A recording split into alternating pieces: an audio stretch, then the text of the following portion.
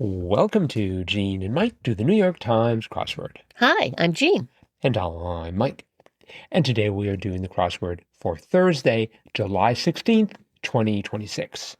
So, on a day when Northeast Wisconsin is busily trying to build the world's largest air filter to protect the people to the south of us, Yes. did you find this to be a smoky crossword? No, but it was certainly done in a smoky environment. Yes. So, Or solved in a smoky environment. yes, that is correct.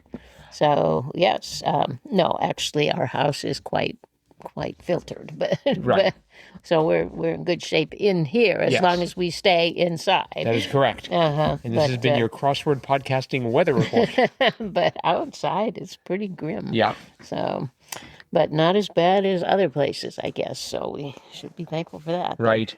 But no, I found this puzzle a bit of a challenge. I did not figure out the theme until I got to the revealer, but I was pretty much able to suss out the themed answers just from the clues I got from doing the downs. Right. They pretty much.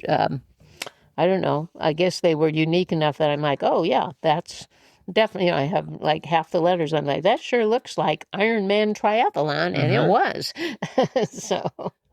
So anyway, and really the clues, even though they didn't actually clue the answer, they had enough words in them that it made you think, oh well, I guess it could be that. Yeah, Right. at least it did for me.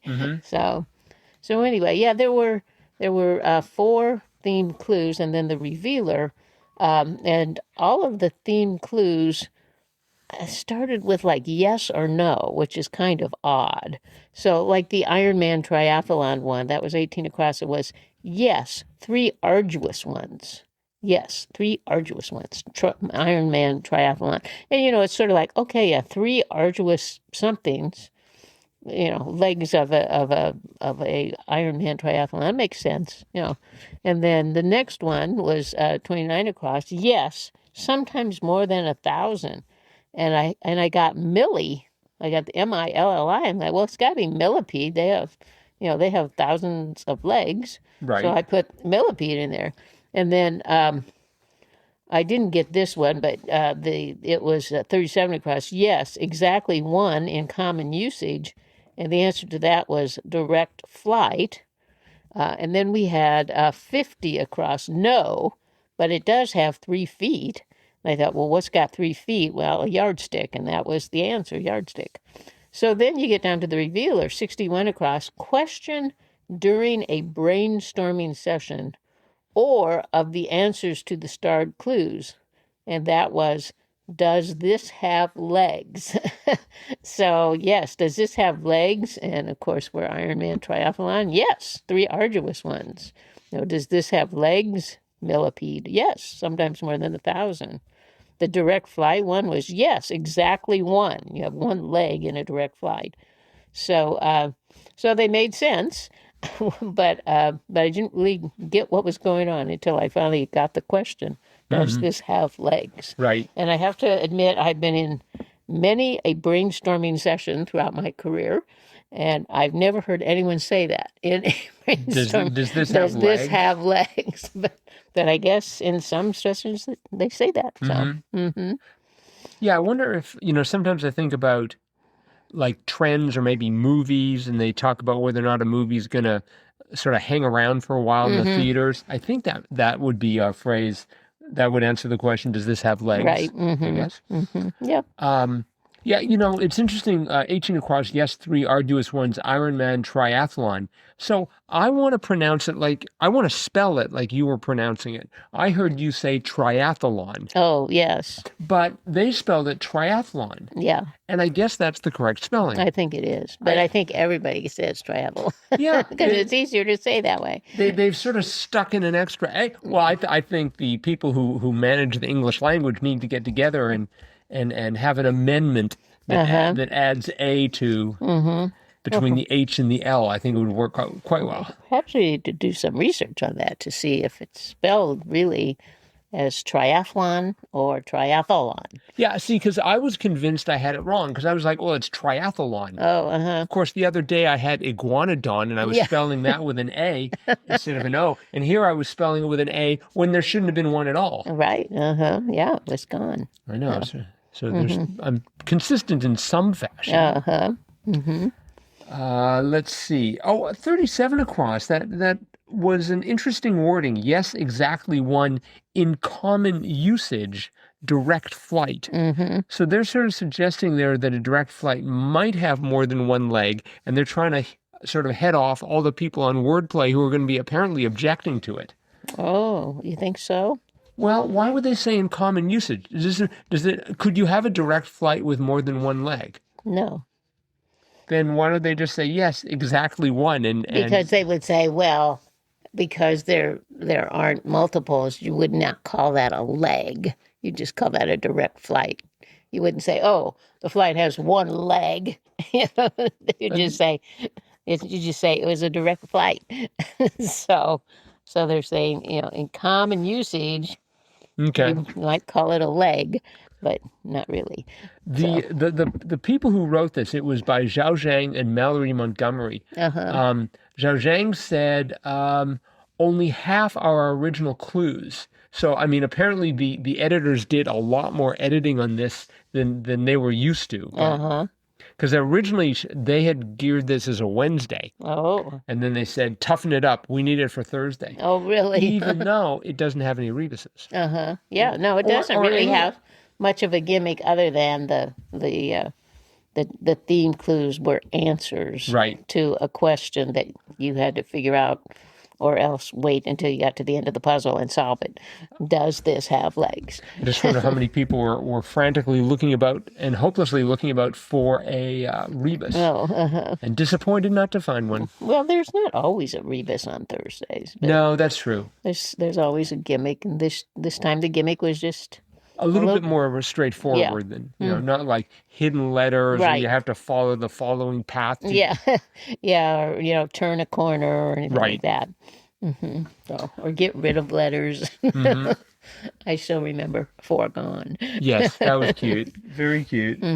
So I liked all of the clues in today's crossword. They had wonderful clues, I thought. I started off with one across smart. I went for wise. Oh. And then I went for sage. Oh.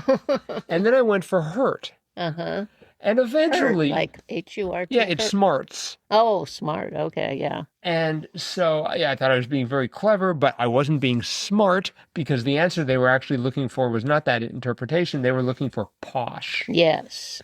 See, I got that idea. I went for chic. I thought. Okay. But it's interesting that you went for the fashion sense. Yeah, I went for the intelligence sense. Yeah, but it turned out to be posh.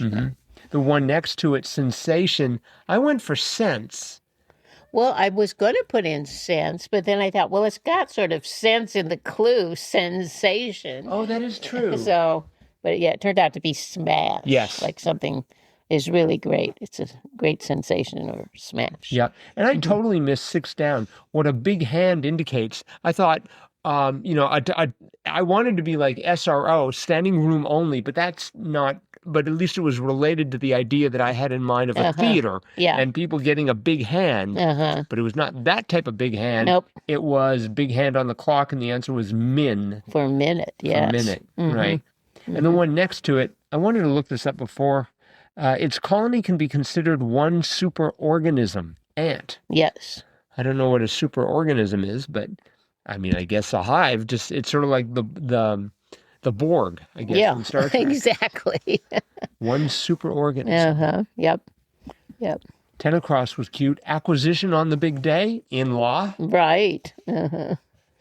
21 across. I have never heard this before. February 14th, informally, V-Day. Right. I've never heard anyone call Valentine's Day V-Day, but I guess some people do. We've had D-Day. We had D-Day, yes. Entirely different. 14 down. Boy, I went wrong in a hurry on this. Fast food restaurant that sells Frosties.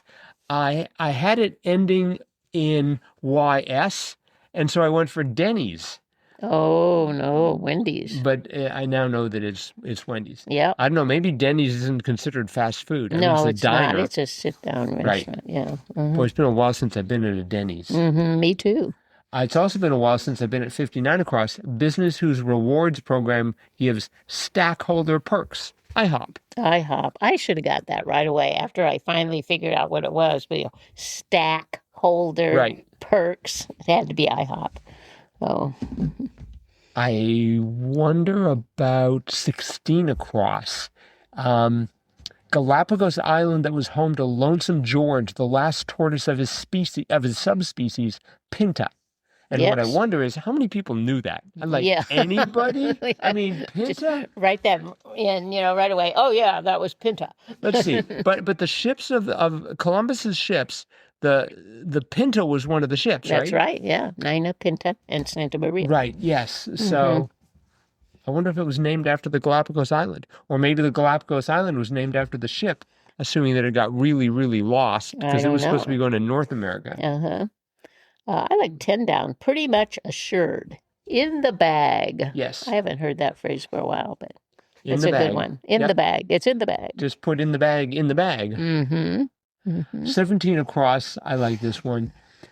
Who knows what preceded the Big Bang? No one. Right. Yes. I think there's some astronomers who would take exception to that. Well, I put that in right away, though. It's like, oh, nobody knows, really. I bet there's someone, but they're not talking. Uh-huh. Mm-hmm.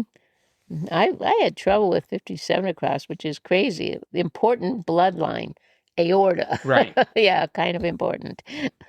Well, I had 46 down music genre with walking bass lines with ska. So I had it ending in A. Uh-huh. So I thought it's got to be aorta. Uh-huh. Yep. That would be a giveaway, I think. Mm-hmm.